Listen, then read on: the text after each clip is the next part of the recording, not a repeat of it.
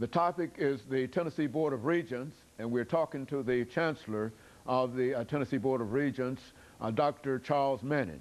Of course, Dr. Manning, let me sort of tie into that second segment by having you to give us some information about technology within the SBR, the Tennessee Board of Regents system, and to perhaps say something about some of the challenges and some of the opportunities that you see within the range of what you're doing.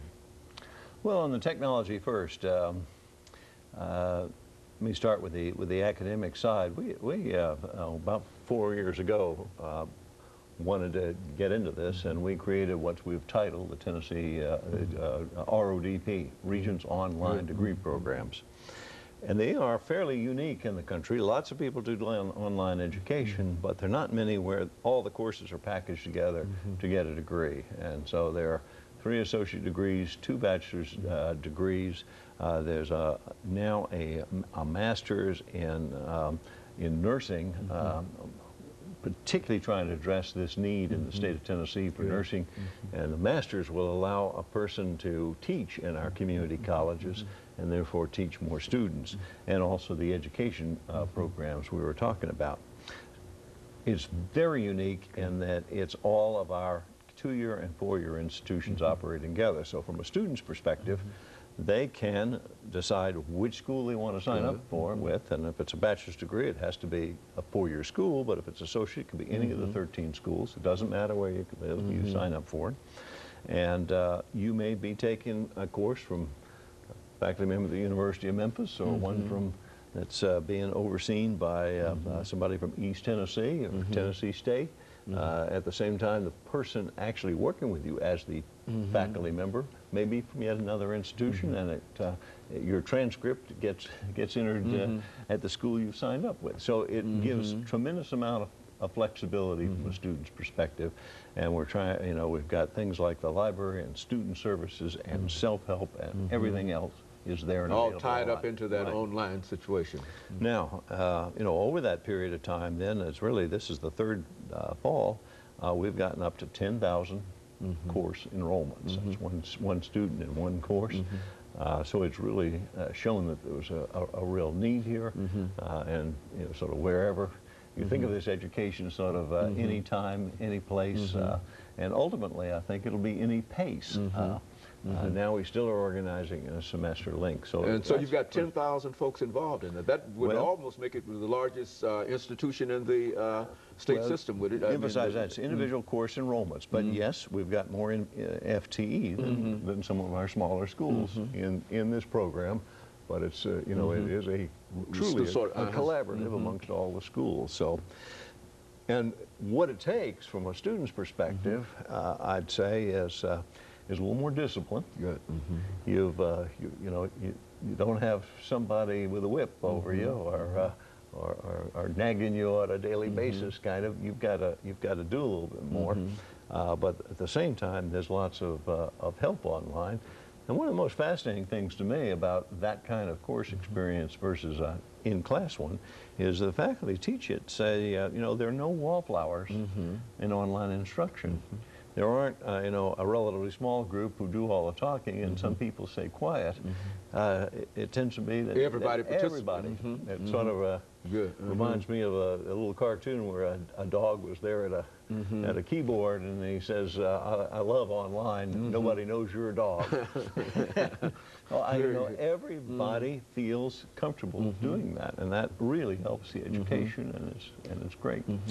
Now, on the kind of administrative side, we also are trying to be responsive in being online to do things rather than in line to do things. Okay.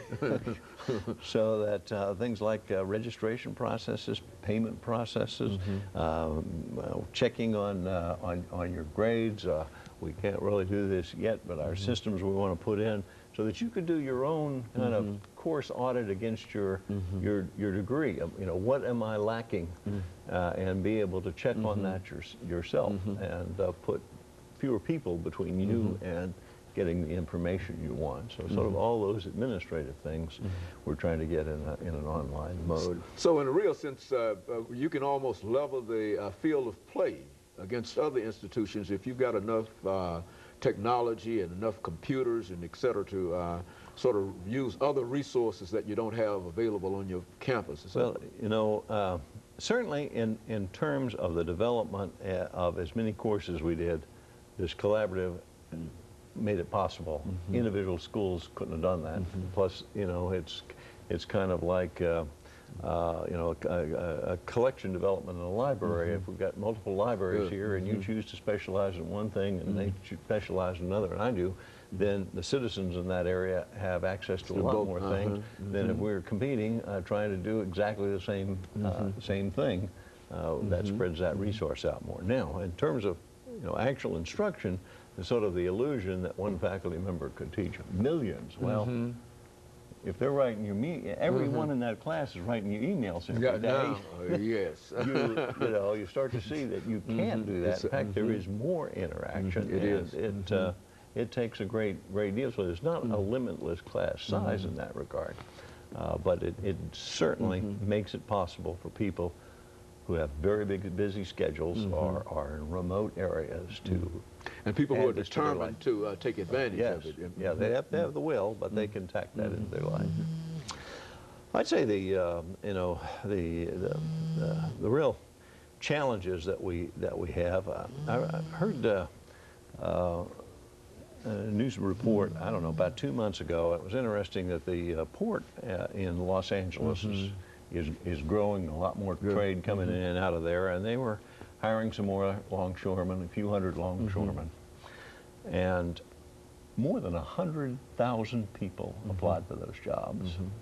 Now, my take-home lesson for that is that there are very few positions where you don't need many skills or education to get started, but you make enough money to live a life and raise a family, you know, have health care, have retirement. There's so few of those available now that over 100,000 people apply. We've got in Tennessee to raise the education level so that we are competitive and that people can get those jobs. We can attract them and retain them and keep them. And that really is, that's a very, very big challenge. You know, the national program of No Child Left Behind. Good. That, you know, that sounds like apple pie motherhood. Who wouldn't? But you know, higher education hasn't behaved that way. I'm old enough that you know, one of my classes it did happen. Faculty member says, look to the left of you, look to the right of you. One of you won't be here at graduation day. And that was a mark of pride that that this was a good, tough school. And only a few survived. Only a few survived, and that shows how good we are. Well, you know, the whole focus for public higher education is 180 degrees turned around now, where, you know, a member of the General Assembly might say, you know, they didn't finish. Well, you know, you wasted their time, you wasted our money, you wasted their money. You know, the job is really to educate, get people all the way through. So it has changed really a great deal. This was from another state, but a fun story is, you know, talking in a rural area in a public meeting, and we were promoting things, you know, in quality of education. Finally, somebody who told us he was a school board chairman, he said, you know, we don't really care about A and B students here. They grow up and leave. We care about C and D students. They stay right here. Then he said, and grow up and become school board chairman. Now, you know, that's what No Child Left Behind is really about, is bringing everybody along and raising them up to a level where they can be productive, can earn money, can raise a family, and you know, be an active participant in this society.